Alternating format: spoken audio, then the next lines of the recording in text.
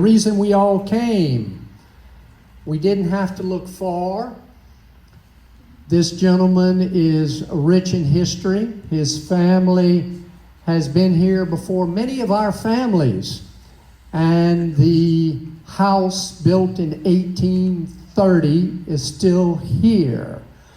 Without any more delay, please give applause, Mr. John Stansbury.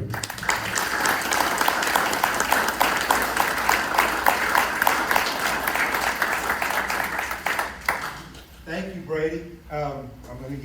I would prefer to walk, but anyway, I won't. John Stansbury, what a nice crowd. I hope I don't disappoint.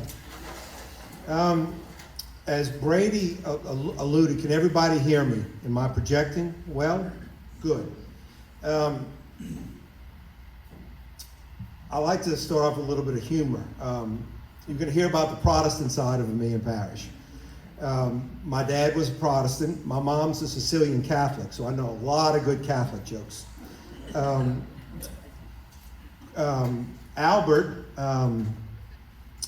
was the only son of Charles Gorsuch Stansbury to move to Vermilion Parish. His dad, his father, came down from Maryland. And it's been reported that Charles Gorsuch Stansbury had a commission in the War of 1812. There's a monument there in Franklin, excuse me, in Franklin with his name on it, and the title on the monument of Patriots of 1812. So far be it for me to argue, but there's a pretty good indication that Albert's dad, which would have been my great-great-great-grandfather, fought for the country in the War of 1812. So that's where we'll start. Can everybody see the screen? Charles Gorsuch came down from Maryland, settled in St. Mary Parish, and my great-great-grandfather, Albert, came to Vermilion Parish via Avoca Island, which makes sense. Avoca Island is St. Mary Parish. Albert married a lady by the name of Elizabeth Ann Dugan. They had 10 children. All of them were raised in the house. And you have another descendant of the family here with me tonight, Mr. Alan Schriever. So you got the Stansburys and the Schrievers who both had claims, and Alan still has the house, which is still occupied. It was built well. Albert and his wife had 10 children. Margaret married an AC in Donaldsonville, Ascension Parish. Emmeline was here in town. She's buried in the old Masonic cemetery. Uriah, that's my great-grandfather down there. Summerfield, which moved into the house I'm fixing to show you, and Albert. And I'll summarize this at the end of the talk. But Albert and Elizabeth built the home in Perry, 1830. And there's the house as it stands today. The dormers, Alan and I have done a lot of catching up over the years. The dormers were added by old man Gus Gottschall. And I'll give you the business behind that. Like I said, Eliza and Albert had 10 kids. All of them were born in this house. Albert, my great-great-grandfather, died in 1849, somewhere between 44 and 45 years old. 1876, Summerfield, my great-grandfather's brother, were partners in the sugarcane business. My grandmother, my dad's mom, Miss Rita Stansbury, she was a Lewis. used to tell me stories and take me out to Big Woods. Well, the old man there had a sugar mill out there as well. Summerfield and Uriah were partners in the sugarcane business, growing sugarcane, cutting it, grinding it, making syrup.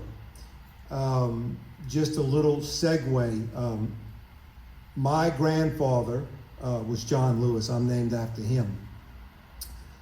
He had a brother, Jimmy, and Jimmy Noel is sitting here with us as well. So Jimmy's grandfather and my grandfather were brothers. Albert Jr., just to show you how one man was quite prolific in creating families. This man, the old man, had a younger brother also by the name of Albert. He had a daughter by the name of they knew her as Zeddy, Victoria Stansbury. She married Claude Gooch, and Claude Gooch had a daughter by the name of Doretha, and Doretha Gooch married Judge Putnam, and Judge Putnam had a son by the name of Putt, and Putt had a son by the name of Rick. So we're all, it's fascinating how this one man created all these families. Anyway, Uriah had a sugar mill. This old man had a sugar mill down there at Big Woods. My grandmother, when I was 8, 9 years old, would take me down there. There's a road down there called Old Sugar Mill Road, where Family Missions is now located. So Frank Summers and I had a chance to talk, and he said, yeah, that's right, that there was an old sugar mill out here at one time. This gentleman, great-grandpa Uriah, had 2 wives. Celeste Swain was his first wife. They had one son whose name was Leonard. Leonard Stansbury. He had 2 children. One of them was Effie. She married Amaya.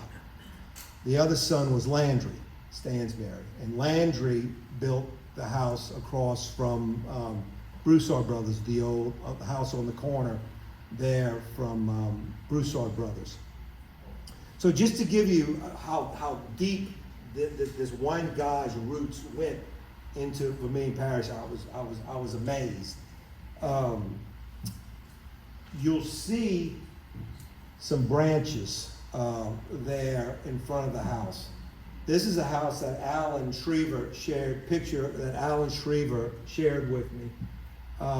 This picture was taken before 1900. That's Highway 82, that mud road. And you'll see an oak tree there in front of the house that Albert built in 1830. And the reason why I was intrigued by this story, when Chris LeBlanc gave his talk about the Perry House, Peter LeBlanc and I are buddies as well.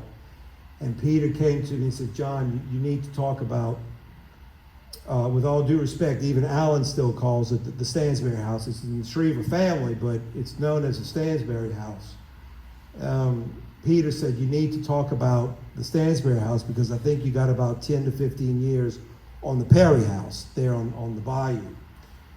So I spoke with Braden. He was so charming and so receptive. I said, I think this would be some interesting history for us folks here in Vermilion Parish. So the Stansbury Oak still stands, and that's the house. That's the tree as it stands in front of the house today. Alan and I spoke about it. I don't know. The tree is probably somewhere between 400 and 500 years old. It's actually there's a live oak registry with the state of Louisiana, and Wesley Schriever registered the oak back in the late 30s probably. It's number 16 on the Louisiana live oak registry. It's seen a lot of storms, but it's obviously into its waning years of its life. So let's get back to the house and what happened to the house. This is intriguing. This is Summerfield. This was the old man's. We call him reverently the old man, Uriah. Summerfield married a lady by the name of Rachel States, and Summerfield was in the sugarcane business, and he was also, and Putt and I talked about this as well. We've been back in Abbeville for, I don't know, about 51 years. I was actually born in Morgan City. My mother's Sicilian, and my daddy's Protestant, so it was a really great childhood. Summerfield was involved at Rose Hill. Worked with the Putnams, and he bought out the old man in the late 1800s, 1880, 1890. Well, I guess he was trying to expand his business, and the story that's been passed down from, my grandfather, my dad's dad, who I didn't know. Unfortunately, he died about 3 or 4 years before I was born, so I couldn't ask him any questions. But there were some notes that were signed. Summerfield probably signed some notes, and then Summerfield got Mr. Gus Gottschalk to sign a note. And the note became due, and Summerfield couldn't pay the note. So Gus Gottschalk seized the house. And about 6 or maybe less than 6 months later, he allowed Summerfield to stay in the house. And the story is that he died of heartache. He lost the plantation.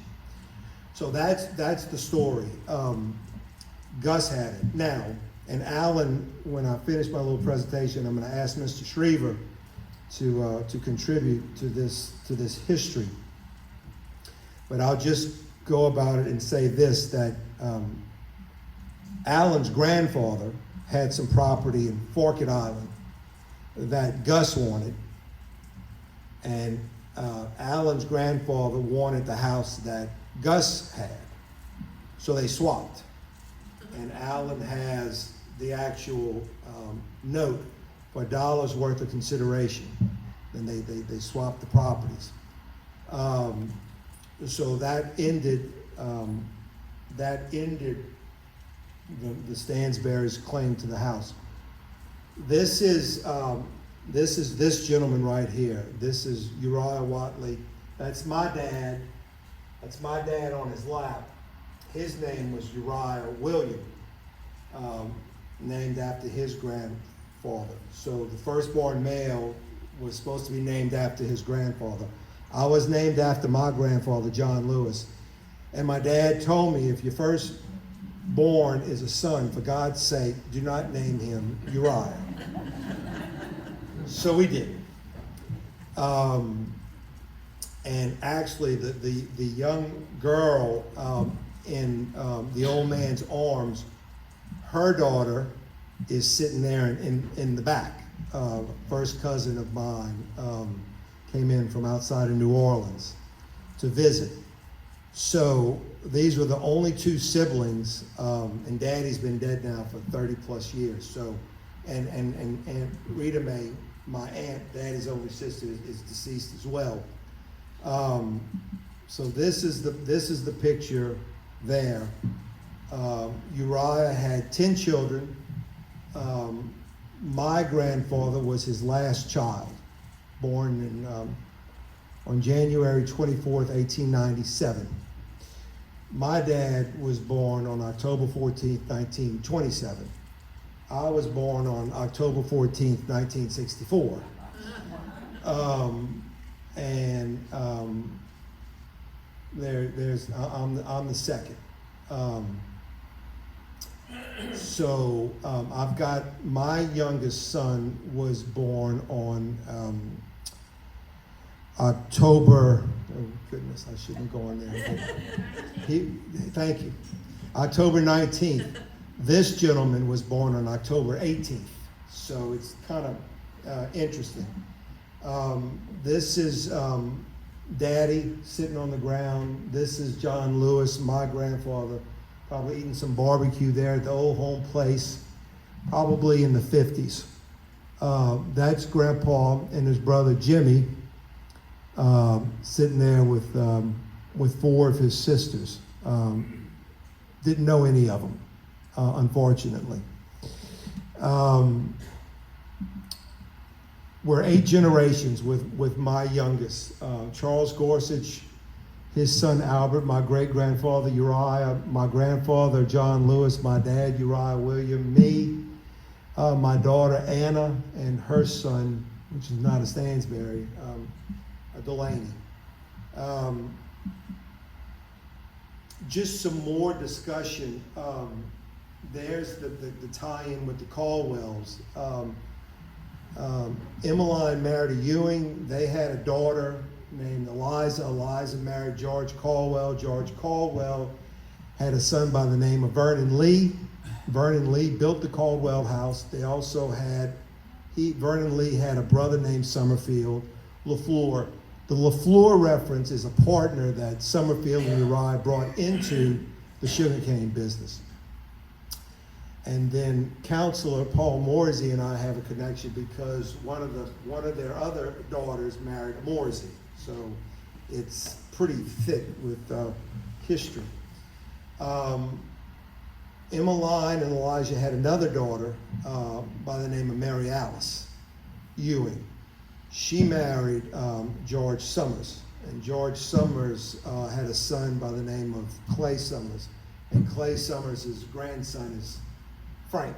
So Bo Summers and I, when we first moved back to Abbeville, he heard my name and he said, sooner or later we're going to find out how we're related. And when they were burying Press, Bo came up to me and says, I've got somebody I want you to meet. And it was his daddy's brother, Clay. And Clay asked me, so what is Emmeline to you? And I said, well, that was my great-grandfather's sister. And so we were able to make that connection. I would open the floor to questions, but I'd really love Mr. Schriever to add some more color to this discussion, if you wouldn't mind, Alan.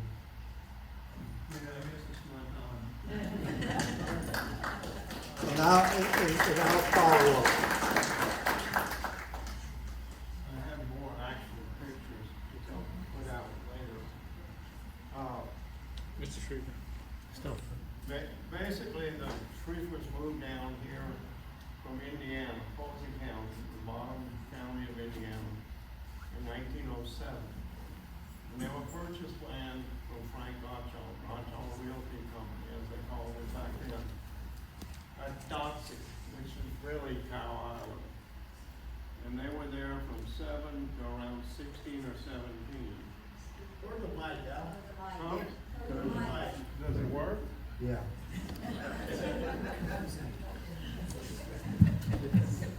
Is that better? Yes. Okay, backing up. My grandfather, Wesley Schriever, like I said, moved down to Dotsey. He was buying land from Frank Gottschall. They had about 400 acres there, which the Gottschalls, as John said, foreclosed on the Stansbury property. So, according to my father, which was 9 years old when they moved down here, they used to raise rice down there. The property was lower and full of muskrats and nutria, and they had trouble raising rice. So they swapped for what was the Stansbury plantation in 1915 or 16, depending on how you read the deal. There was 400 acres at Dotsey, and they swapped for 216 acres. That was the Stansbury plantation, but also 90-some acres of the land adjoining to the south. That was another small plantation called the Moody Plantation. So they swapped 400 acres and approximately 300 acres, 25 cows, 26 bags of seed rice, and various other things. This is the original dollar bill that my grandfather and Frank Gottschall Sr. signed as a dollar in exchange to consummate the deal that they handwrit. I don't have the original copy here, but it's somewhere in my vault. But it charts everything out that I said. So that's why we ended up there. Most of the pictures I have somewhere in the late 1880s, like the one he showed, most of them are going up and through the 20s and 30s, and you can see the change in the house. I don't know, let's say 30 or 40 years ago, I got in touch with the state. You know, their cultural, and they sent a guy down, looked at the house, said, nah, we can't put it on the register because the windows are too close together, so they cannot be original, and the dormers are not original. So that's sort of when I quit messing with the state. I was hoping John and his family had a picture early enough to show, but all the pictures show the windows side by side, and the front door is offset a little to the north. And going back on what John was saying, they primarily raised sugarcane in those days and before, and there was a short line that ran from there, crossed the river, and went down to Rose Hill, or the Rose Hill Plantation. And when I was a kid, I used to play along the river in the wintertime. And almost due east of where the house sits, on the river, in the riverbed, I found a whole bunch of little spikes and a piece of a rail. My father said that sometime in the past, whatever trestle they made across the river collapsed and the whole thing fell in the river. Now that's only hearsay, so I don't know.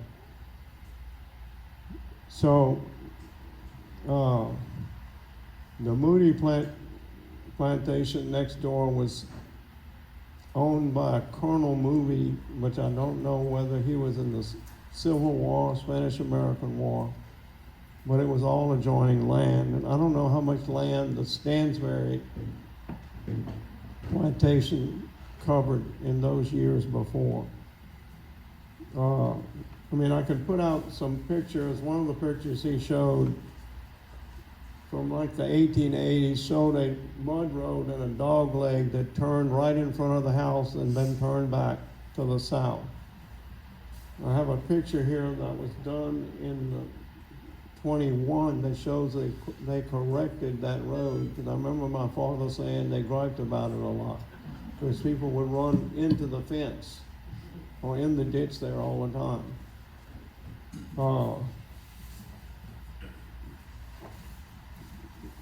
In other words, the Gottschalls bought and sold a lot of land, and some of the farmers made it and some of them didn't in our area there. But at one time, the farm there, which now we have 600 or 700 acres, there were more houses there 100 years ago than there are today. But we raised, or grandfather raised sugarcane, cotton, and even watermelon. There's an old wooden wagon in one of my sheds that the people that worked on the farm when I was a kid called that the watermelon wagon, to haul watermelon to town. Like I say, I think the Stansbury house, or Schriever Stansbury house, is probably the oldest surviving house in the parish that still has somebody living in it. And the pictures that he showed of his great-great-grandfather, whatever it is, came out of the John Bazeron book. If you remember John Bazeron, the painter down at Esther, he wrote a couple of books with stories in it. And there's a story in here about Schriever's Curve and the house and the Stansburys and the Schrievers. And I think that picture you put up came out of that book. It did. I mean, I have other information I found in pictures. Now, I'm the third generation owner. Once my grandfather came, Victor was my father. Like I said, I'm the present owner of the house, but I don't live there. Some of the grandkids and great-grandkids live there now. The house was changed either when the Gottschalks had it. I have a picture that shows a wood single roof. They added the dormers that I was talking about, the state guy said weren't the original house. There was a stairs outside. They took the mud out of the walls. And somebody told me sort of in the early years of the century, a lot of places had the mud taken out of the walls. I don't know if that's true or not. So, going down that line, mostly I have a lot of, say, pictures. I'll have to ask John, are you related to Roland Stansbury from the Morgan City area? That's the other side. Albert was the only one That came here. That came here.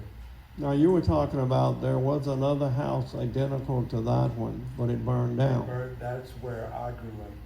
The old man built a house just like that one on the curve, but it burned. That's the only thing that survived. You know, like we said, but the house, from what Daddy and Grandma told me, was just like the one. It's just like the Schriever house. Yeah, I don't know if I pointed out to you, but if you get down from an angle and look at the front porch, It's off.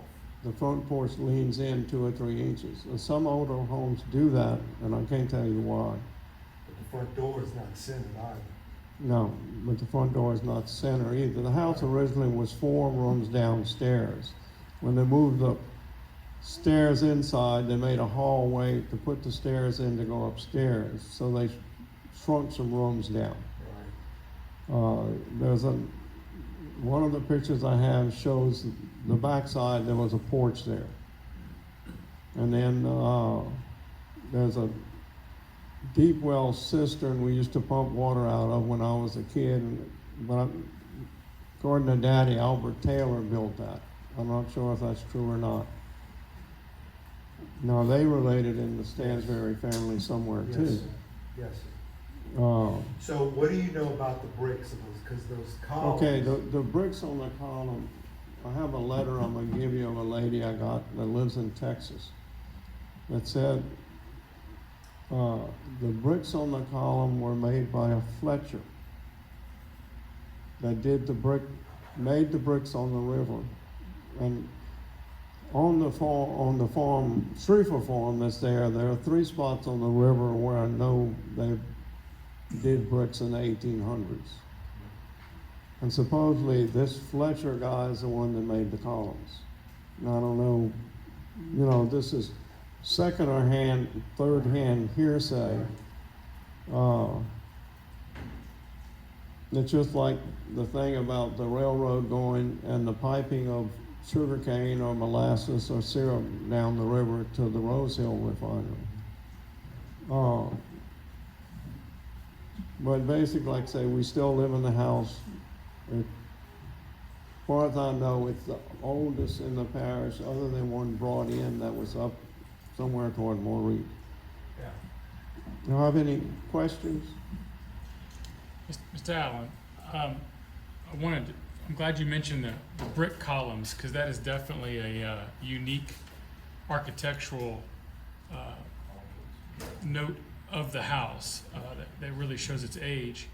But do you guys know if there were any people who were enslaved on the property working that plantation, and if so, how many?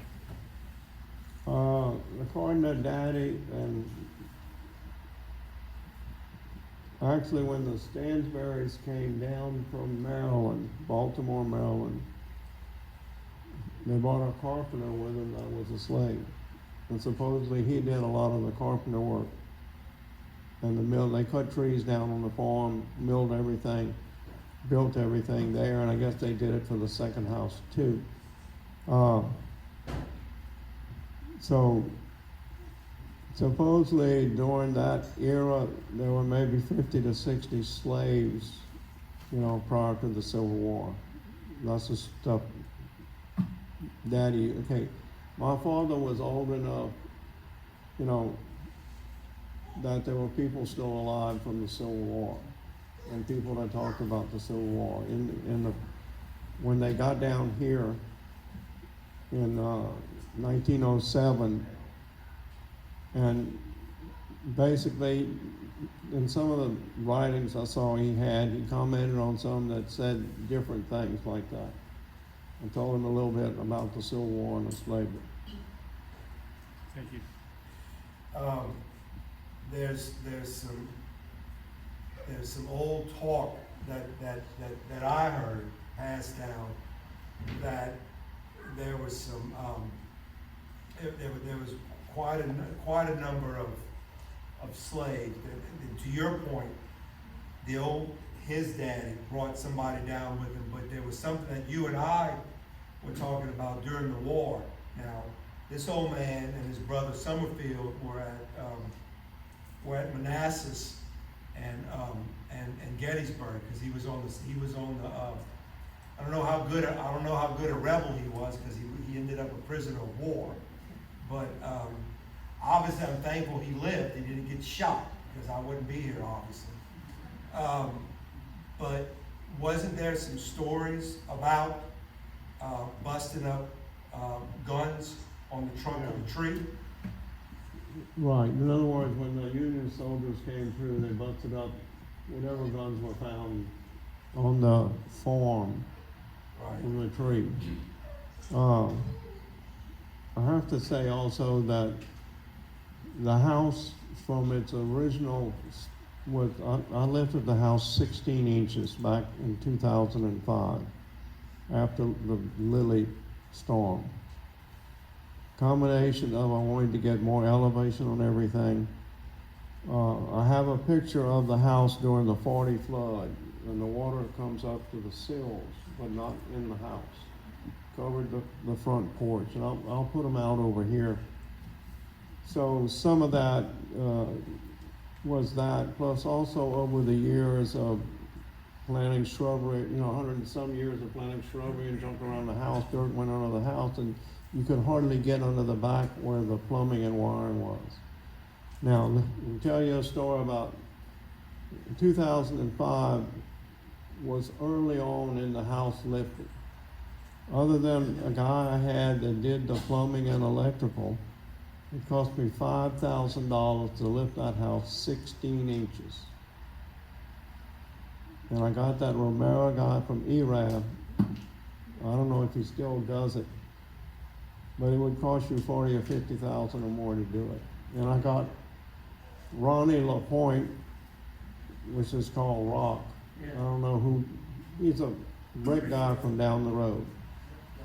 He did the 16 inches on the columns, because I went and dug up and found some of those circular bricks that were still on the farm, here and there, enough to finish the thing. Now the chimney that was on the south side during the late 50s, early 60s began moving away from the house on the top. So my father tore it down and was afraid it would fall on somebody. The chimneys that's in some of the later pictures were wood stove chimneys and coal oil chimneys, and that was a smaller chimney. Yeah, you had a question? About what was the time frame when the Gauchos took the house? Oh, 1898. 1898. Thank you. Yeah, and they own now, I have a picture in here from the middle third. I have a picture in here from the middle 30s that Dow Kitchell, some of y'all probably remember Dow Kitchell, lived in that two-story house that burned down a few years ago.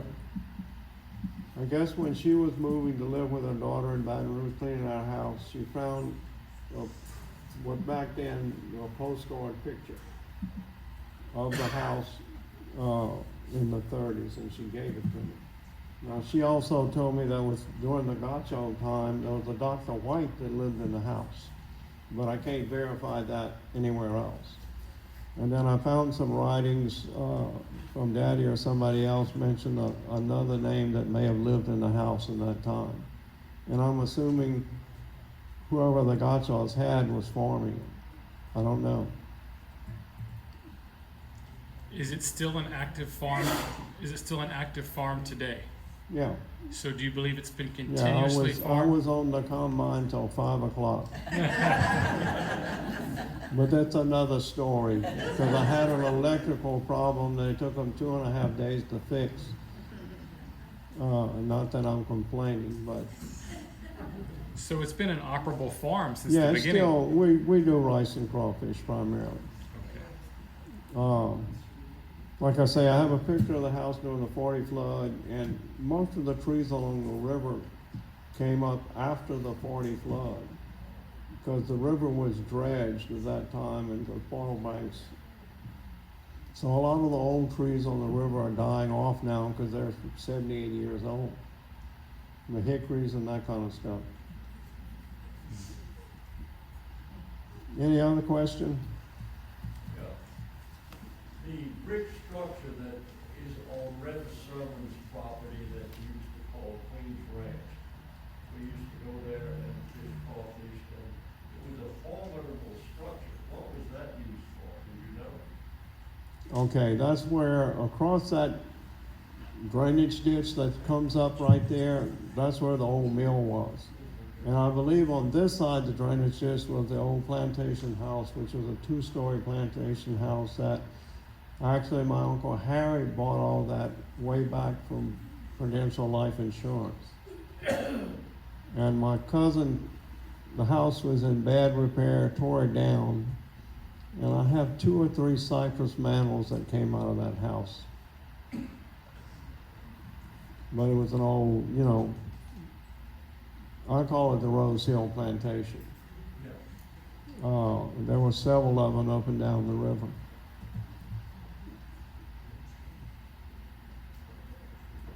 So anyway, I have some pictures I'll put out and y'all can look at.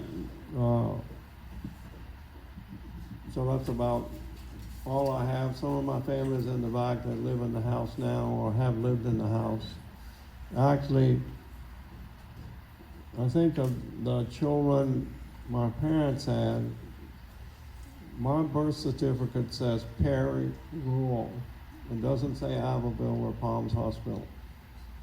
So, but you know, something you look at later in life and you don't pay attention to, and you look at it and say, well, I wonder if I was born in the house. And I think if I was, Mother and them were good friends with Edola Perry Landry, which y'all talked about the Perry house, and she was related into that Perry house. She would have been a midwife. That was Paul Landry's wife in Perry that, you know, lived 102 or something, died a few years ago.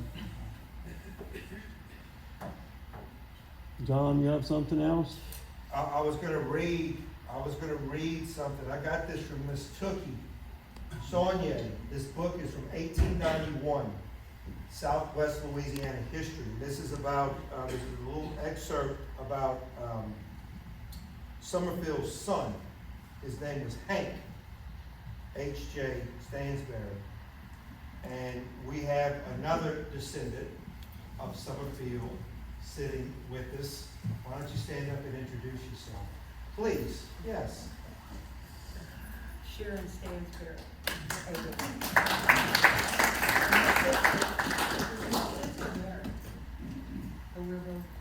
So they had a Uriah, and they must have loved the name Uriah, because they had a couple of them named.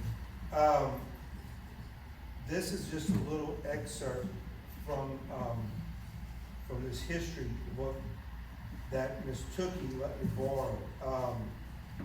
H.J. Stansbury of the firm S. Stansbury, Summerfield, Stansbury and Son was born on the plantation where he now lives. So this was before they foreclosed on the note. He is the son of Summerfield and Rachel States. Summerfield is yet living and a resident of his parish, born on the plantation where now he resides. He is about 56 years of age. He's been a very successful planter all his life. In 1868, he was a manufacturer of sugar and syrup, as Alan alluded, on a limited scale. In 1881, he erected a more established and extensive plant. For a while before the war broke out, he was in the mercantile business of New Iberia. In the breaking out of hostilities, he enlisted in the Confederate Army. The old man and Summerfield were in the 8th Louisiana Infantry. Uriah has a headstone there at Graceland, and it says 8th Louisiana CSA. He was taken prisoner, but only held in captivity 1 month. His wife is still living. She is a member of the Methodist Church. He is a Mason with his membership at Abbeville, and always been a staunch Democrat.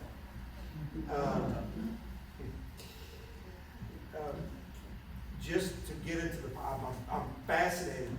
All my daddy was a Republican. I'd love to be able to travel back in history and say, what made you go from being a staunch Democrat to a Republican? I mean,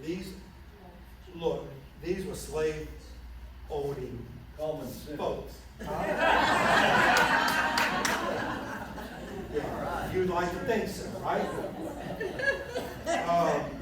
But notwithstanding common sense, I would love to know what the progression was from becoming a staunch Democrat to a Republican. Our subject, this Hank Stansbury, is the oldest of 3 sons and the second of 8 children. He spent his school days at Abbeville, later attending the normal school in Chicago, Illinois in 1875 and 1876.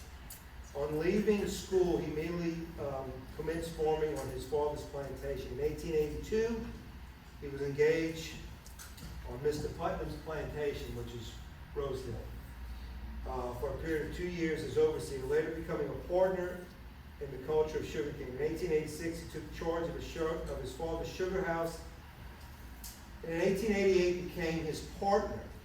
In this, he has been since engaged. His management is most effective and able, and his repeated success have begun proverbial.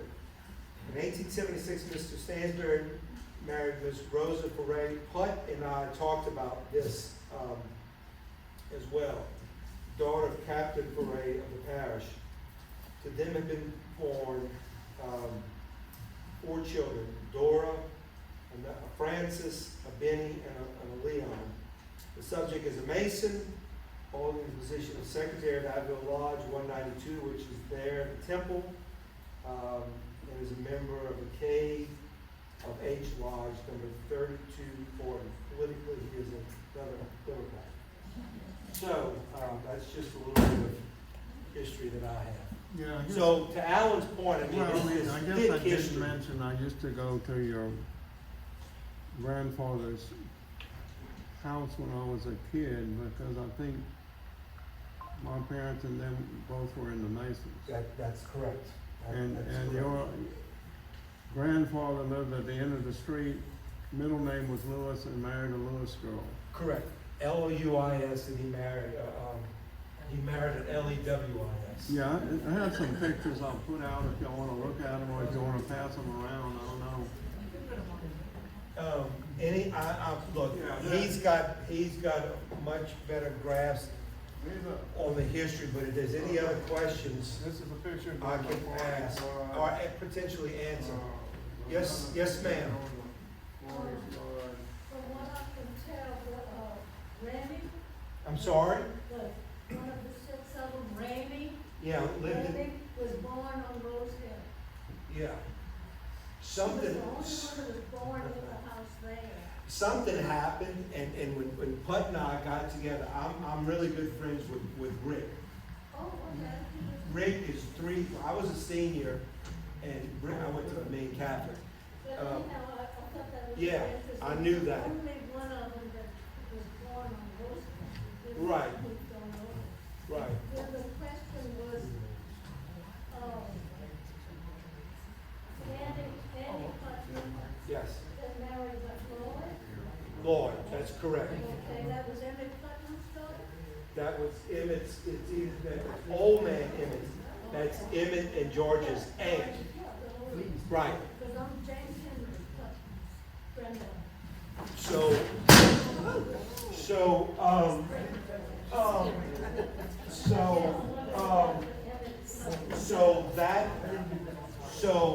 that's right. That would have been old man Emmett's daughter. That would have been Emmett and George's aunt. So it was James Henry and Emmett. Correct.